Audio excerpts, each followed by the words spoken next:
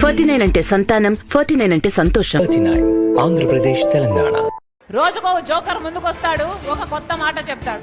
నిన్నైతే ఒకడు ఏకంగా ప్రణబ్ ముఖర్జీ పేరునే తీసుకున్నాడు.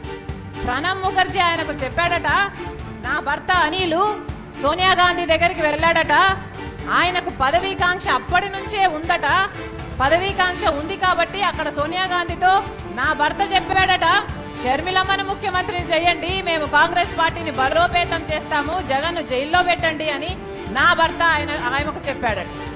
ఏమైనా అర్థం ఉందా అని అడుగుతున్నాం. జోకర్లు అనే పదం వాడటం ఆవిడ స్వభావాన్ని, ఆవిడ దిగజారుడుతనాన్ని మాత్రమే తెలియజేస్తుంది. తెలంగాణలో రాజకీయ పార్టీ అని పెట్టి ఇలాగే మాట్లాడి చివరికి జోకర్గా మారి ఆంధ్రప్రదేశ్లో మరో జోకర్గా ఎంటర్ అయ్యింది తప్ప ఆవిడ రాజకీయ నాయకులుగా ఎంటర్ అవ్వాల. Welcome to iDream. నేను మీ జర్నలిస్ట్ అలీంని. నిన్న ఏదైతే Swarnandhra editor senior journalist Tilak garu ఒక గొప్ప విషయాన్ని చెప్పడం జరిగింది. గతంలో ఆంధ్రప్రదేశ్ ప్రస్తుత యువ ముఖ్యమంత్రి జగన్ గారు జైల్లో ఉన్నప్పుడు ఎవరైతే షర్మిల భర్త అనిల్ ప్రణబ్ ముఖర్జీని కలిశారు, షర్మిలాకి సీఎం పదవి ఇవ్వాలని చెప్పి కూడాను కాంగ్రెస్ పార్టీని అడిగారని చెప్పి కూడాను ఆయన నిన్న చెప్పడం జరిగింది.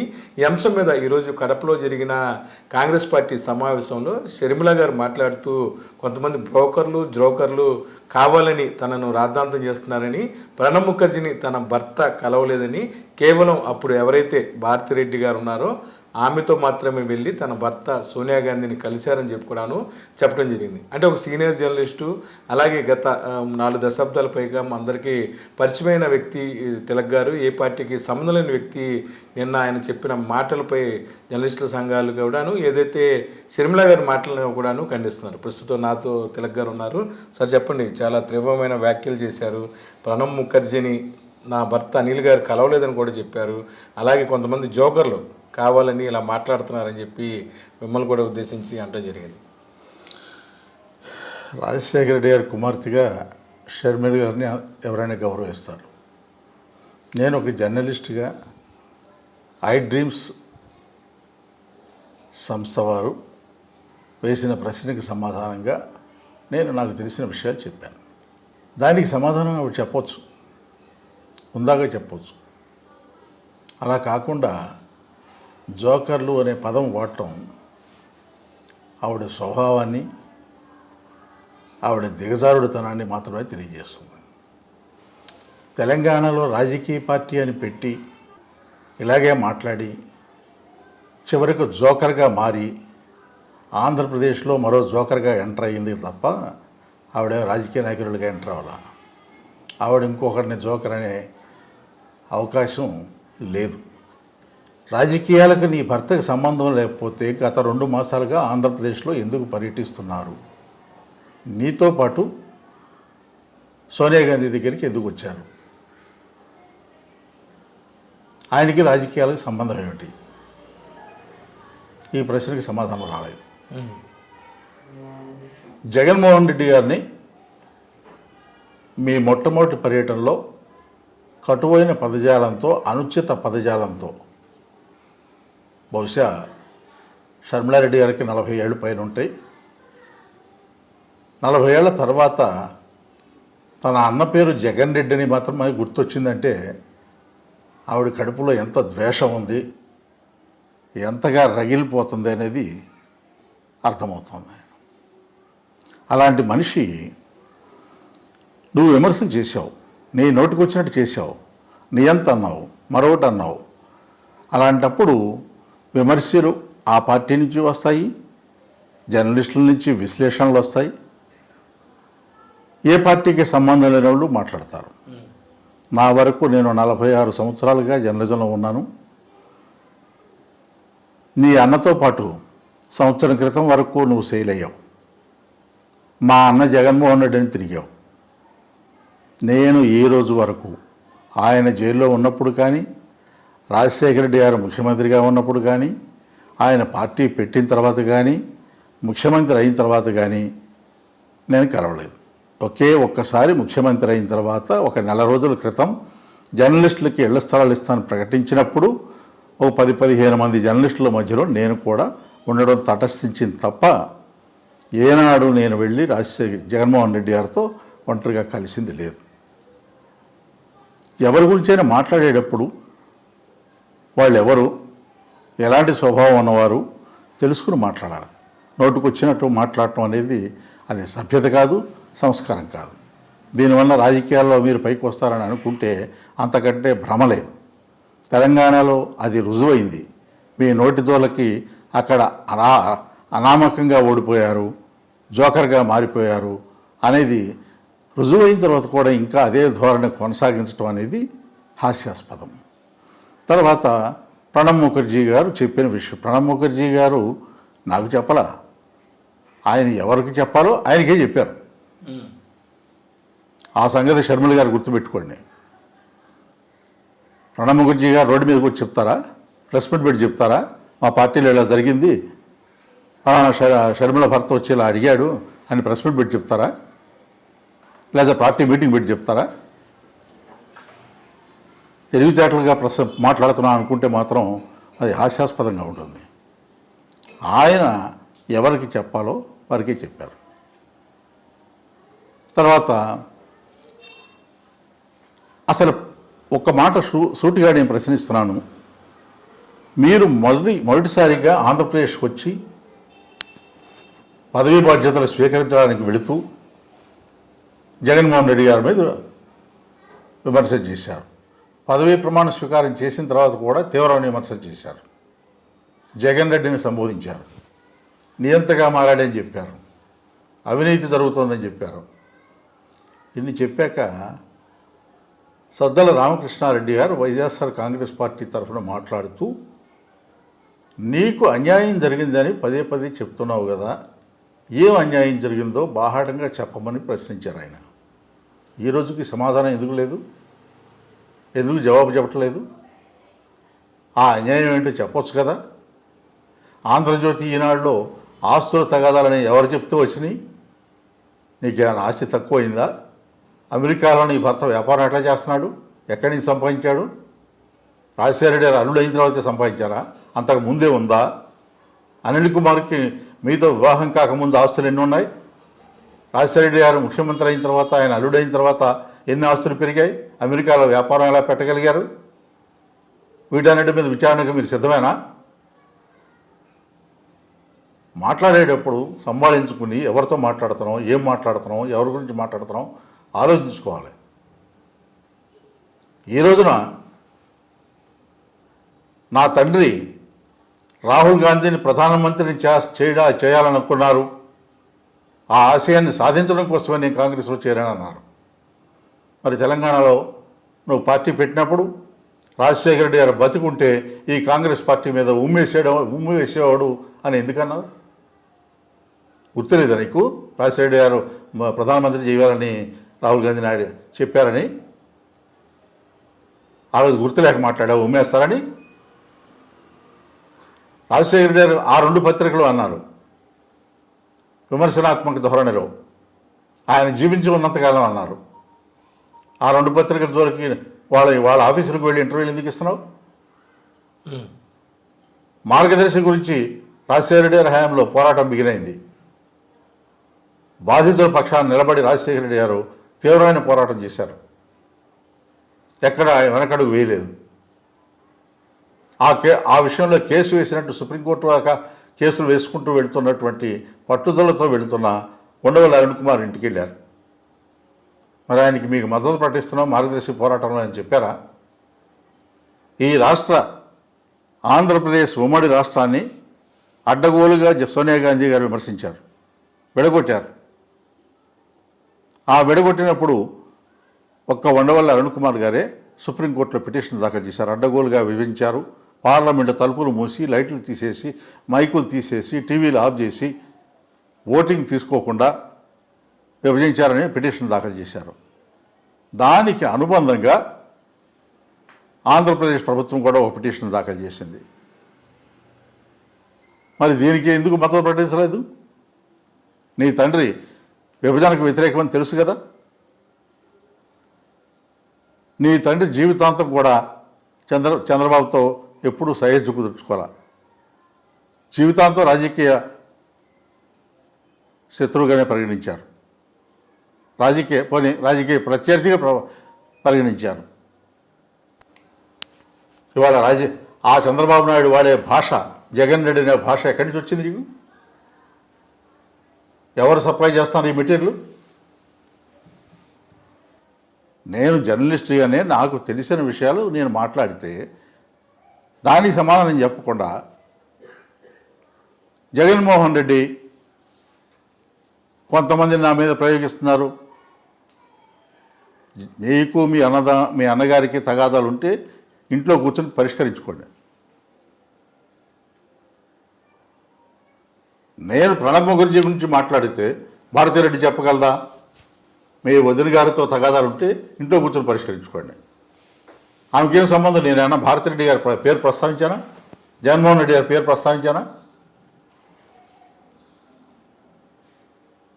మీ ఇంట్లో మీకు వైరుధ్యాలు ఉండొచ్చు, ఆ విషయాలు ఎందుకు మాట్లాడతారు? ఆడపిల్లని చూడకుండా నా మీద విమర్శలు చేస్తున్నారు, ఆరోపణలు చేస్తున్నారు అని ఒక మాట సానుభూతి పొందడం కోసం ఒక మాట వాడారు. ఆడపిల్లగా మాట్లాడావా? ఆడపిల్లగానే మాట్లాడుతున్నావా? ఆడపిల్లగానే విమర్శలు చేస్తున్నావా? సమాధానం చెప్పు. పీక్కో అన్న. ఏంటి పీకేది?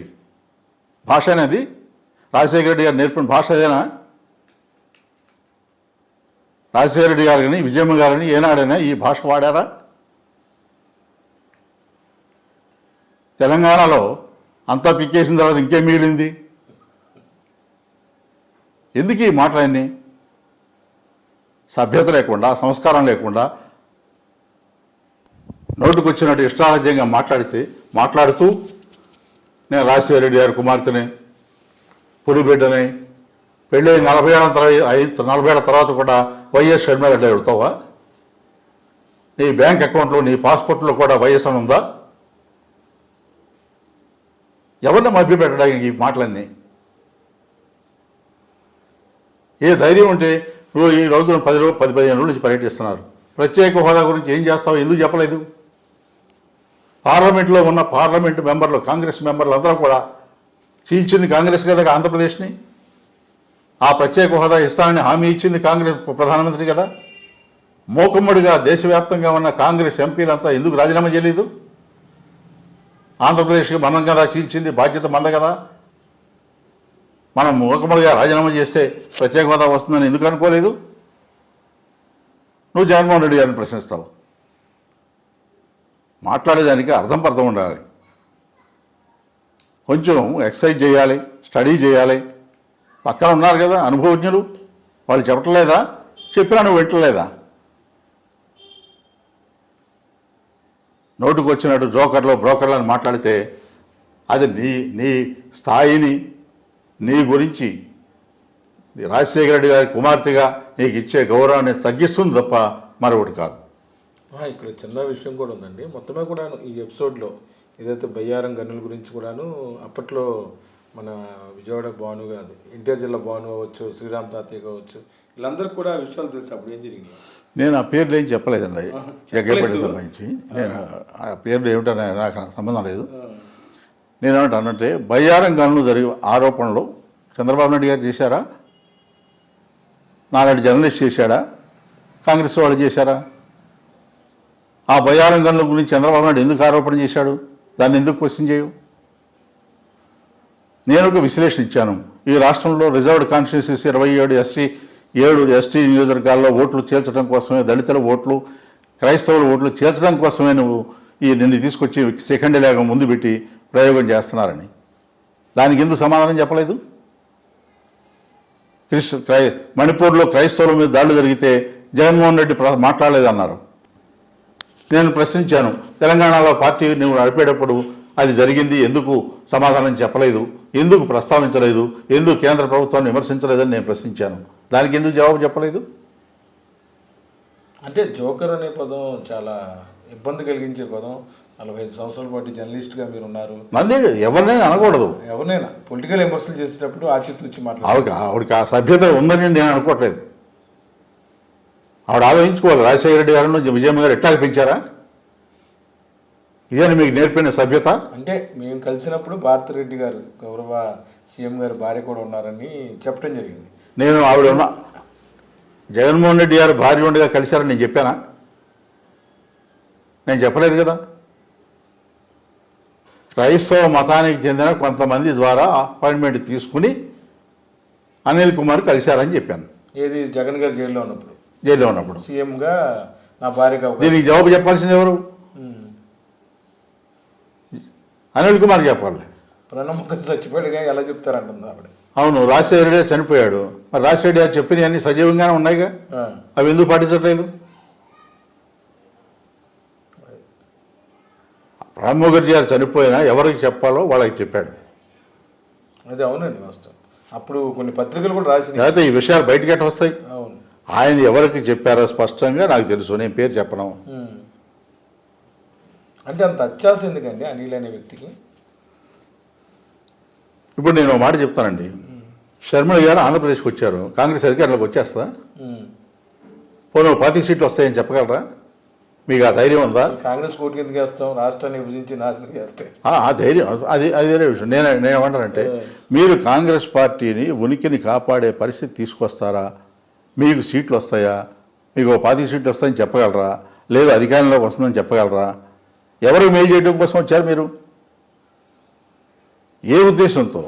మీ ఆంధ్రప్రదేశ్లో పిసిసి ప్రెసిడెంట్గా మీకంటే గొప్పవాళ్ళు లేరా? ఏం సాధించారని మీకు పిసిసి ప్రెసిడెంట్ ఇచ్చారు? జగన్ గారి టార్గెట్ అంతే. రాజకీయంగా మీకు ఏం అవగాహన ఉందని? ఒక సంస్థను నడపాలంటే, ఒక రాజకీయ పార్టీని విశేషమైన అనుభవం ఉండాలి. తెలంగాణలో మీకు అనుభవం లేదు, ఫెయిల్ అయ్యారనేది అర్థమైపోయింది కదా. మీకే ఎందుకు ఇచ్చారు? రాజశేఖర రెడ్డి కుమార్తె కాకపోతే మీకు ఇచ్చేవాళ్ళ? అక్కడ రిజర్వ్డ్ కాన్స్టిట్యూన్సీలో అయినా కనీసం ఓట్లు వస్తాయని మిమ్మల్ని అడ్డం పెట్టుకుని ఓ ప్రయత్నం చేశారు, అవి కూడా రాలేదు కదా. పైగా కేసీఆర్ని నేనే ఓడించానని చెప్పావు, నవ్వుతారనే కూడా లేదా? నీ వల్ల కేసీఆర్ ఓడిపోతాడా? జరిగే పని అనేది.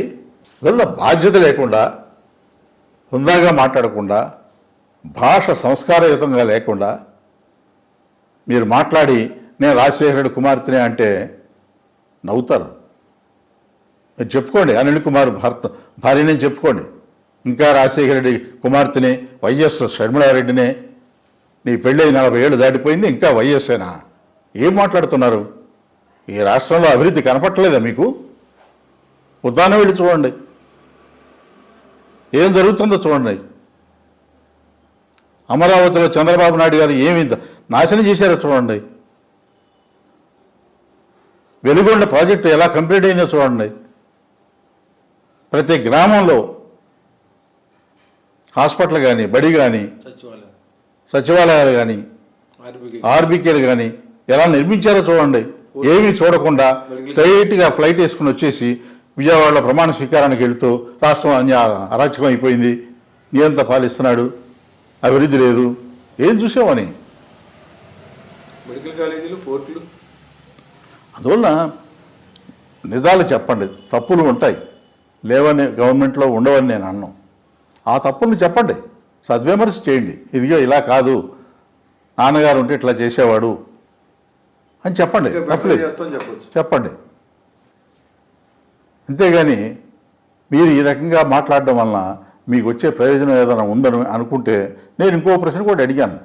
మీరు ఆంధ్రప్రదేశ్లో పర్యటిస్తూ కొంతమంది దగ్గరికి వెళ్ళి కాంగ్రెస్లో చేరమని అడుగుతున్నారు. మరి రాజశేఖర రెడ్డి గారికి సన్నిహితంగా ఉన్న కన్నా లక్ష్మణ్ గారి ఇంటికి ఎందుకు వెళ్ళలేదు? బొత్స సత్యనారాయణ గారి ఇంటికి ఎందుకు వెళ్ళలేదు? ధర్మాన ప్రసాదరావు ఇంటికి ఎందుకు వెళ్ళలేదు? కన్నబాబు గారి ఇంటికి ఎందుకు వెళ్ళలేదు? వెళ్ళాలి కదా. కనీసం తెలంగాణలో నువ్వు పార్టీ పెట్టినప్పుడైనా వెళ్ళావా? ఇక్కడ ఎందుకు వెళ్ళాల్సి వచ్చింది? అందువల్ల ఆవిడ రాజకీయాల్లో చాలా నేర్చుకోవాల్సి ఉంది. ఇప్పటికైనా ఆ హుందాతనం నేర్చుకుంటే ఆవిడకే శ్రేయస్కరం, లేదంటే మరింత నవ్వులు పాలు అవుతారని మాత్రం నేను చెప్పగలను. అంటే మొత్తానికి మీరు ఏదైతే ఆ వ్యాఖ్యలు కట్టుబడి ఉన్నారో ఎన్ని వాస్తవాలు? కట్టుబడి ఉన్నాను. కడపలో ఏదైతే కాంగ్రెస్ పార్టీ అధ్యక్షురాలు షర్మిల చేసిన వ్యాఖ్యలపై తీవ్రస్థాయిలో ఆగ్రహం వ్యక్తం చేస్తున్నారు సీనియర్ జర్నలిస్టు తిలక్ గారు.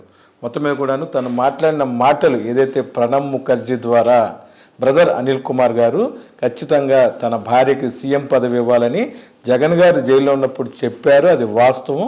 అది ఎవరు చెప్పారు ఏంటో కూడాను వాళ్ళకి తెలుసని చెప్తున్నారు. మరి పక్కన ఎవరైతే ప్రత్యర్థులను కానీ జర్నలిస్టులు కానీ ఏదైనా విమర్శించేటప్పుడు 1-2 సార్లు ఆలోచించుకొని మాట్లాడాలంటున్నారు. అంతేకాకుండా ఆంధ్రప్రదేశ్లో ప్రస్తుతం జరుగుతున్న అభివృద్ధి కంటే బెటర్గా అభివృద్ధి చేస్తానని చెప్తే నమ్ముతారు తప్ప ఏదో ఒక నేపథ్యంతో తెలుగుదేశం పార్టీ వేరే వాళ్ళు ఇచ్చిన స్క్రిప్ట్ల ఆధారంగా చదువుతున్న షర్మిల గారు ఇప్పటికైనా ఒకసారి ఆలోచిస్తే బాగుంటుందని జర్నలిస్టుల తరఫున కూడాను మేము కూడా కోరుతున్నాం. వీడియో జర్నలిస్ట్ విజయ్తో కలిసి ఐడ్రీమ్ కోసం అబ్దుల్ అలీ, విజయవాడ.